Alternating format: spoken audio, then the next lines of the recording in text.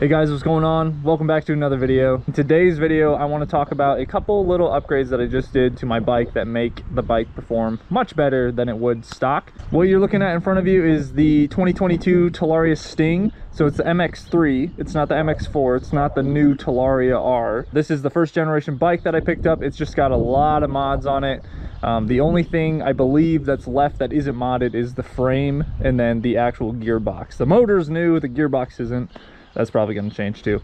In this video, I want to specifically talk about something that I did to the rear end that isn't really expensive, and it's going to make the world of difference for bikes with big power. So if you have a stock bike, I'd probably recommend the rotor, but as far as the titanium stuff, you probably won't need it. But if you have heavy mods, heavy bike, big power, these are going to be good mods that you'd probably want to look into. So without further delays, let's get into this. So I got some Rippin Rotor 250mm rotor sent out to me, and normally on the Talarias it is 200mm. The new Talarias are 220mm, and this guy is 250, so much bigger. This is a 200mm rotor. This comes standard on the Sur-ron and in the OG Talaria. This is 250. That's a lot bigger, and with a rotor like this, you're gonna have a lot more braking power than you would with this guy, even with a 220, and 220 is pretty big. They also send you an adapter for your caliper, so this will fit directly onto the bike, and that'll raise the caliper up enough so it holds the you know, the brake pads right where they need to be. So this all together all comes in a kit. It's awesome, and I put it on the bike last night, took it for my first test run. It's awesome. It will lock the back wheels up with the stock caliper. I have some Shimano semi-metallic brakes, but it will completely lock the back wheel. When I had my 200mm rotor on there, it was pretty difficult to get it to lock the back wheel. You'd have to completely white knuckle it to get it to slow down, and I'm especially surprised at the price. So if you guys want a really good, cheaper upgrade that's under 100 bucks, this is awesome. So next up, guys, we got some stuff sent out to us by Warp 9. I have a titanium through axle and titanium spacer bolt. So these are going to be much stronger than your steel and your stainless steel, and half the weight. The only reason that you'd really need this titanium kind of stuff is if you have a heavier bike. Like, this is a lot heavier than it came stock, and it's a lot more powerful. So you're going to want to start upgrading the components. I've bent 2 of my OEM axles, and this titanium axle has been phenomenal.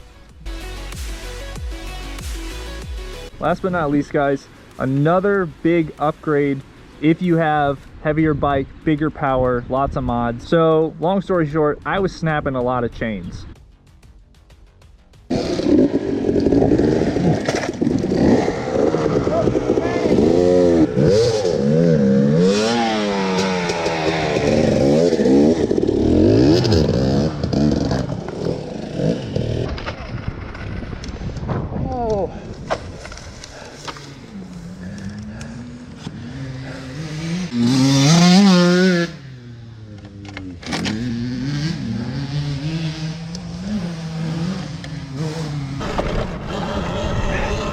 I lose my train of thought.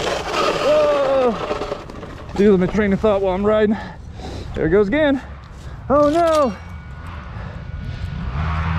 Did it break? Oh shit, guys, that was Master Link. I was running a lot of RK chains, Pro Taper chains, and those were rated for about 5,000 pounds of tension strength, and they were still snapping. After 1 or 2 rides, they were just not holding up at all. The Master Link would break, or just it would break in half, not even the Master Link. So I was looking and looking, trying to find a strong enough chain to hold up for a lot of weight and a lot of power, and I didn't want to go to 520 because that would mean changing that sprocket, changing this sprocket, changing the chain, opening a can of worms. So before I did all that, I was really trying to find a chain that would hold up, to make sure there wasn't one. And this guy has done the job phenomenally. This is a Renthal C241R1 420 chain, slightly thicker than your 420 chains from like R&K or Pro Taper. So these Master Links won't even fit inside the Pro Taper stuff or the R&K stuff. So they're just slightly thicker, and it's specifically made for stop and go high torque trail riding, and it fits right on the bike, and it's been awesome. Last week I took it out and turned it up to 14,000 watts to try and get the chain to break, and it is holding strong. After that hard ride, I didn't even notice it stretch, so it's just been an awesome chain. So another big boy upgrade. If you guys don't have a lot of power and if the bike isn't heavier than stock, probably wouldn't worry about that chain or the axle or the spacers, but the rotor is always an awesome upgrade. Anyway guys, that's just a quick little video. I thought I'd let you guys know what I've thrown on the bike and what I think about them. Happy modding guys, and I'll see you in the next one.